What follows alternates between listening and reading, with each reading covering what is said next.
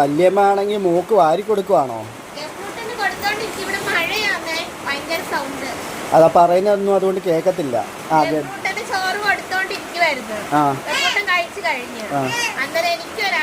ഇവിടെ ഒരാൾ മൂളുന്നു.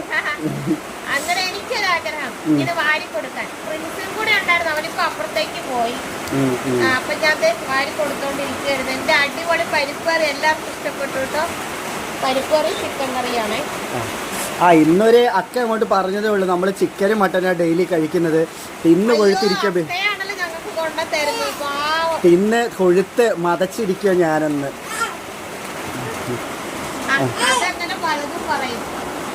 അയ്യോ, കുറേശ്ശെ കൊടുക്കുക കൊച്ചിന്. അല്ല, അവിടെ തന്നെ കഴിക്കുവാണെങ്കിൽ ഇതുപോലെ കഴിക്കത്തില്ല. അതാണ്ട് ഇങ്ങനെ ഓടിച്ചകയുന്ന പോലെ ഇങ്ങനെ ഇരിക്കും. ഇപ്പൊ ഞാനായതുകൊണ്ട് പരിപ്പ് കറിയും കൂട്ടി, വെണ്ടയ്ക്ക മെഴുക്കുവരട്ടിയും കൂട്ടി, ചിക്കനും കൂട്ടി.